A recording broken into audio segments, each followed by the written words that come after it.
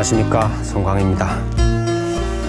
오늘은 이제 그 부처님의 가르침인 법보, 바로 그 법보의 그 전각에 대해서 알아보도록 하겠습니다.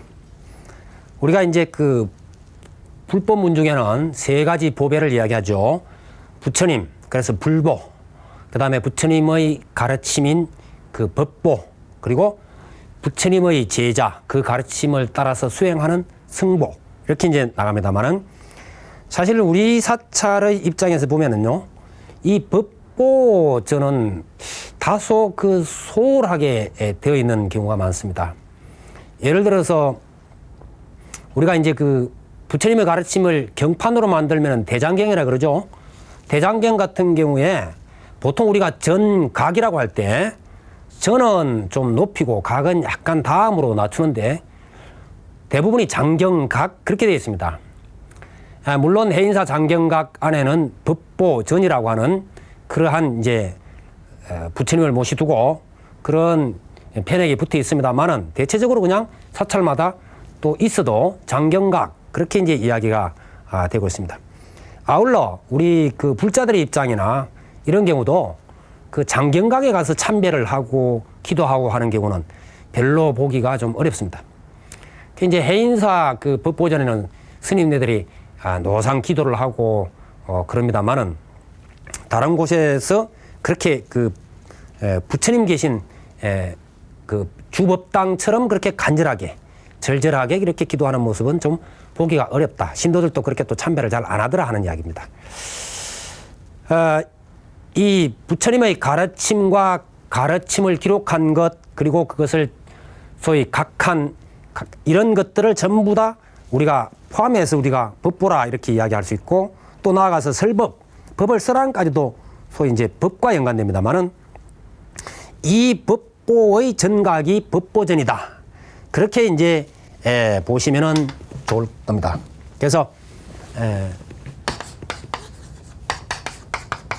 법보전 혹은 그 대장전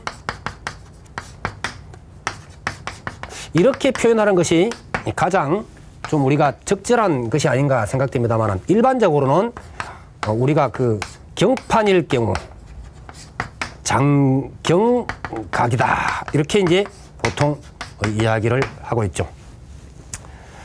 지금 보이는 장경각이 소위 그 양산 통도사의 장경각 모습입니다. 저 안에 들어가면은 이제 많은 그 목판, 능엄경, 기신론, 금강경 5가의 법수, 사집 등의 목판이 그 소장되어 있는데, 원래 운흥사 것이었는데 폐사가 되면서 옮겼다고 그렇게 이야기를 합니다. 또 이제 서남사에도 장경각이 있는데, 그 조계산 서남사, 거기에는 법화경, 원각경 등의 그 경판이 소장되어 있는 걸로 되어 있고요. 많은 그 경판이 소장되어 있고, 이제 장경각이 따로 없으면서 경판을 이렇게 소장하고 있는 사찰들을 좀 보면은, 설악산 신은사 같은 경우에는 명부전에 아마 보관되어 있을 겁니다. 거기에는 법화경, 부모은중경, 반야심경, 또 진원문집, 다란이, 고성문집 등 약 19종에 달하는 경판이 상당히 많이 이렇게 소장되어 있고, 쌍계사 같은 경우는 아마 국내 유일한 그 경판일 겁니다. 그 6조당경 경판이 있고, 또 스님들의 참선수행에 도움이 되는 원돈, 성불론, 원각경, 대해서 이러한 경판들이 이제 모셔져 있습니다.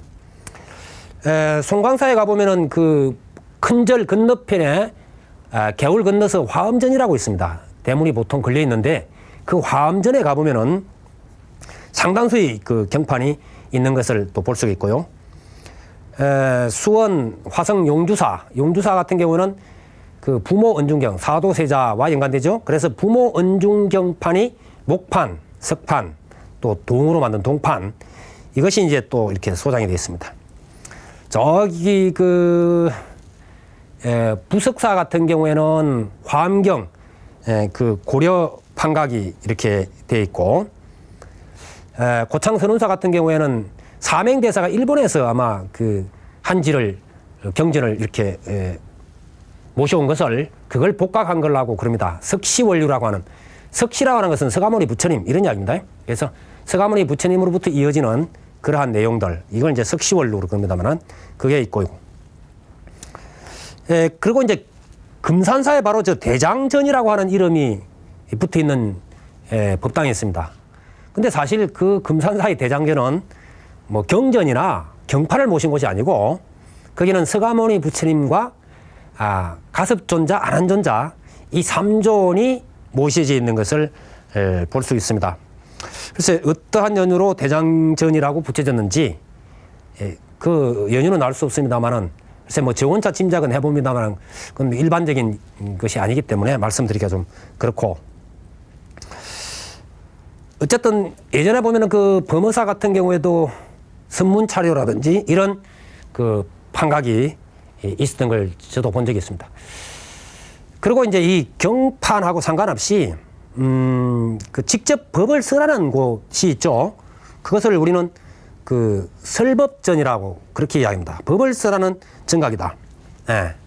그래서 아무리 경이 있고 또 경판이 있어도 사실은 그것을 먼저 수행하고 이끌어주는 이가 없으면 상당히 어려움이 많습니다. 그래서 이 설법전에서 모든 법회나 이런 것이 이제 대체적으로 이루어지는데요. 그 설법전 같은 경우에 지금 보이는 설법전이 송강사 대웅보전 뒤에 있는 설법전입니다. 저 설법전은 사실은 그 본래 그 1899년에 그 해인사 그 고려대장경을 4번을 전부 다 이렇게 인출했어요. 인출했다는 것은 인쇄를 해서 이렇게 책을 만들었다는 이야기입니다. 그 인출을 했는데 그때 불법성 3보 사찰에 한 질씩을 전부 다 이렇게 모셨고, 그래서 통도사, 해인사, 송강사, 그 다음에 나머지를 나누어서 전국 사찰에 모셨는데, 그때 이게 이제 그 소위 고려대장경을 모시고 있던 곳입니다.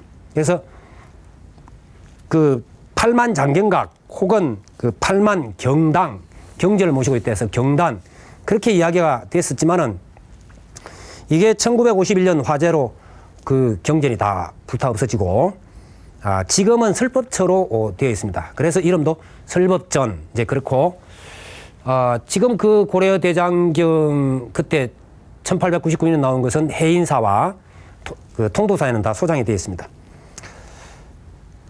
그 다음에 이제 불국사 그 설법전이 아주 대표적인 설법전으로 볼 수 있는데, 불국사 설법전은 그 편액이 아주 그 설법을 하는 곳으로서는 좀 역설적입니다. 그게 이제 뭐냐면은 무설전이라 이렇게 돼 있어요. 네? 말이 없는 것이다 이 말이죠. 무설전. 무설전.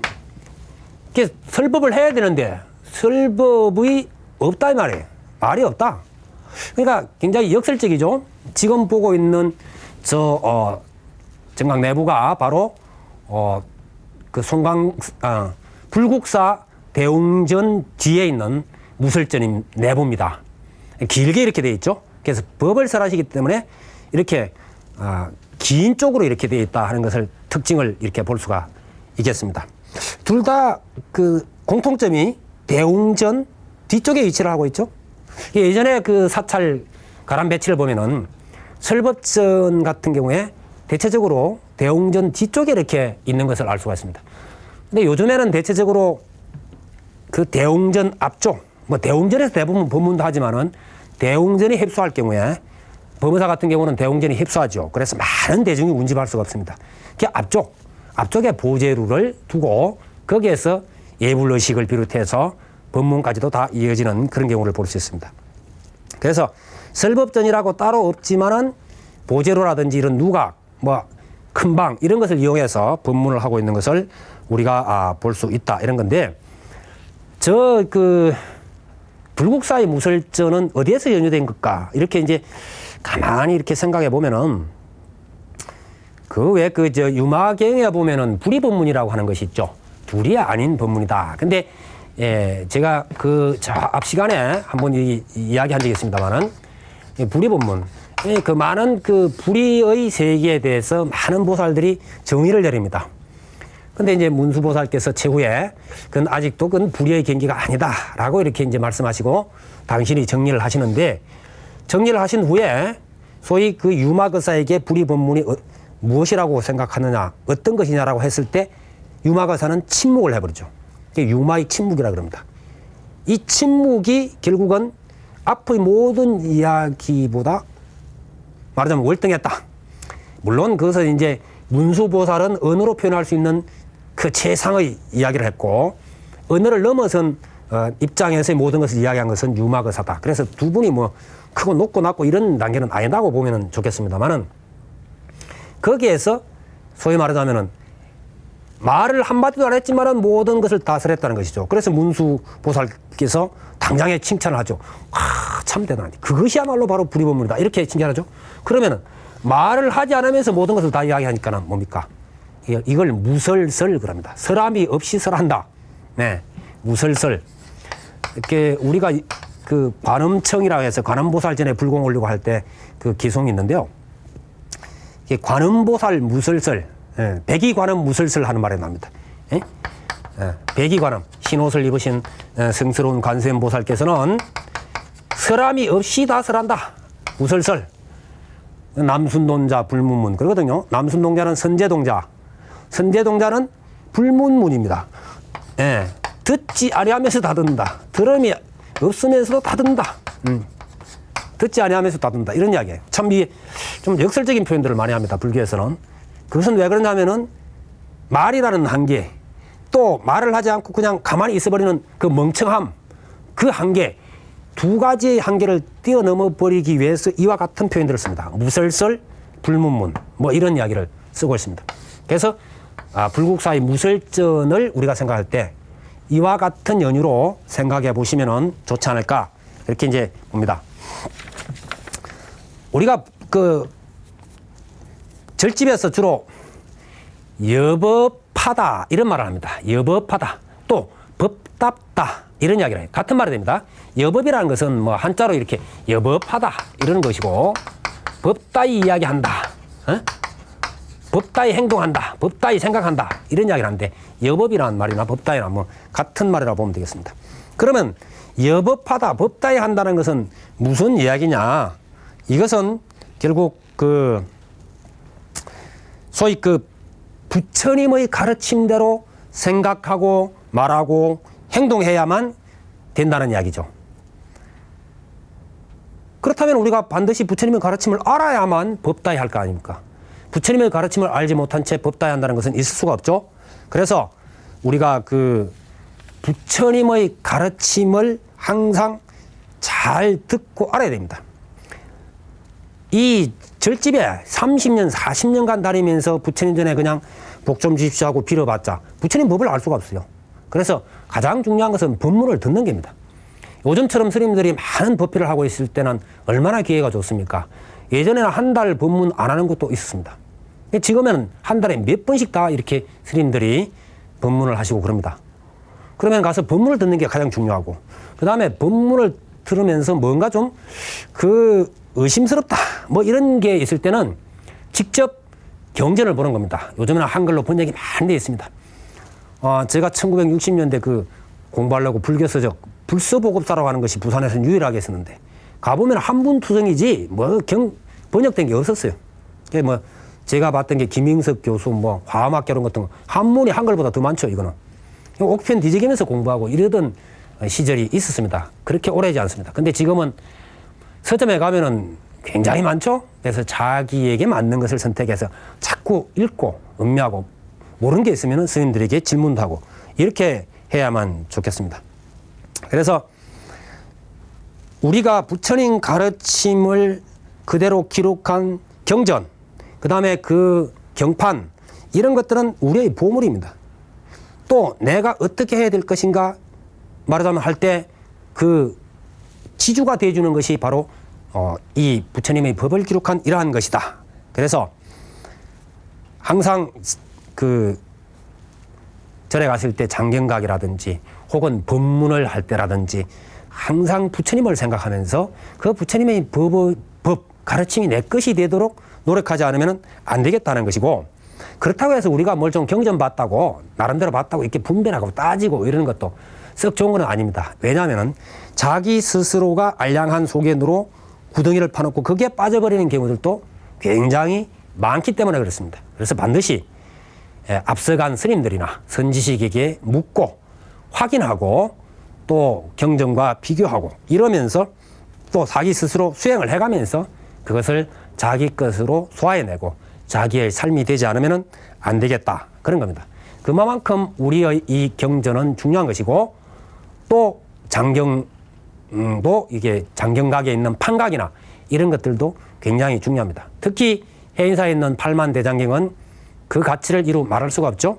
그래서 다음 시간에는 해인사 장경각과 그게 보완된 판각 등에 대해서 좀 자세하게, 뭐 시간이 그렇다고 뭐 많이 사용할 수는 없기 때문에 중요한 것들만 짚어가는 시간을 갖기로 하겠습니다. 오늘은 여기서 맺습니다.